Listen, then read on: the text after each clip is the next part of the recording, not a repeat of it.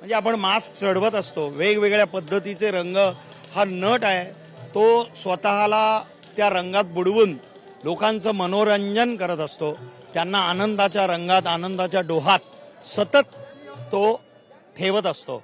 आणि आज सगळे रंगकर्मी मिळून ही रंगकर्मी त्यांची धुळवड आहे, ती धुळवड खेळायला इकडे आलो आहे, तर खूप आनंद आहे.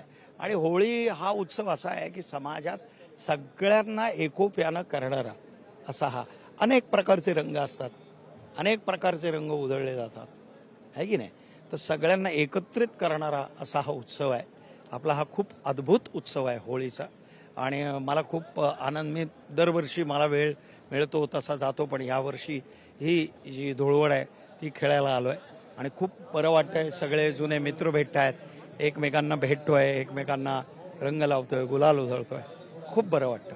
आता मला असं विचारायचं आहे, तर बिझी शेड्यूलमुळे तुम्ही कलाकार आहात, तर तुम्हाला बिझी शेड्यूलमुळे रंगमंचमी खेळण्यासाठी तितका दरवर्षी वेळ मिळत नसेल करायची, तर मग तुमच्या ज्या काय आठवणी आहेत रंगमंचमीच्या त्या तुम्हाला मला आमच्या प्रेक्षकांसाठी तुम्हाला शेअर करा. आठवणी खूप बालपणीच्या आहेत, कारण बालपणीत मी रायगड जिल्ह्यात वाढलो आहे, मोठा झालो आहे, शिकलो आहे, प्राथमिक शिक्षण तिकडे झालंय.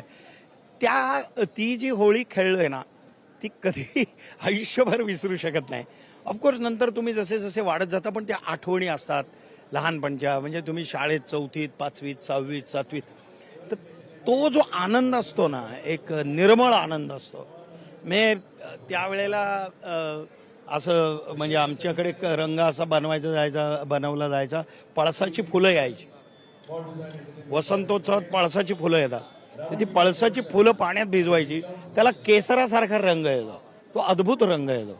ते पाणी, त्या पाण्यानं ते पाणी ओढवायचं, म्हणजे तो केसरी कलर आपल्याला आकाशातून कसा देतो पळसाच्या फुलाचा, तर तो, आणि तो वसंतोत्सवातच ते फुल येतं. तर ते पाण्याने खेळायचं. मग सगळे रंग उधळून झाले की दुपारी 3, 3:30, 4 वाजता तलावात, आमचा एक विष्णूचा तलाव होता, त्याच्यात जाऊन पोहायला जायचं. तर तो नंतर मग आईने बनवलेलं गोडधोड असेल ते खायचं, पुरणपोळी खास ती आवडते. तर असं मग तो संध्याकाळी 4:30, 4:30 वाजता सगळं किती पुरणपोळ्या साधारण एका मग ते पोस्त मागण्याची एक प्रथा होती. आयना का बायना घेतल्याशिवाय जाईना वगैरे वगैरे. ते खूप गंमत असायची आणि खूप मजा यायची. मग कोकणाचा शिमगोत्सव जो असतो तो खूप वेगळा असतो, कारण तो मी पाहिलाय जवळून. मग तो नाच असतो, त्याची गाणी असतात वेगळी, ते प्रत्येक घरात जाऊन ते सगळे येतात. तर ती मजा शहर कितीही चांगलं असलं तरी ती मजा नाही. ही माझी आठवण आहे आणि ती हृदयात आजही जतन आहे. तर आता अगदीच शेवटचा प्रश्न, एक छोटीशी रिक्वेस्ट आहे, आय होप तुम्ही नाही म्हणणार. तुम्ही असंख्य सिनेमे केले, त्यातून तुम्ही आमचं मनोरंजन करतच आलात, पण तुमचा सगळ्यात लक्षात राहणारा सिनेमा म्हणजे हेरा फेरी. तर त्यातलं ते कॅरेक्टर आहे, ते अजूनही त्याच्यावर मीम्स बनतात, त्याच्यावर जोक्स बनतात.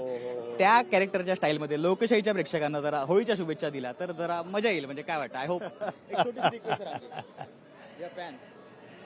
मेरे को मराठी बोलना आता है.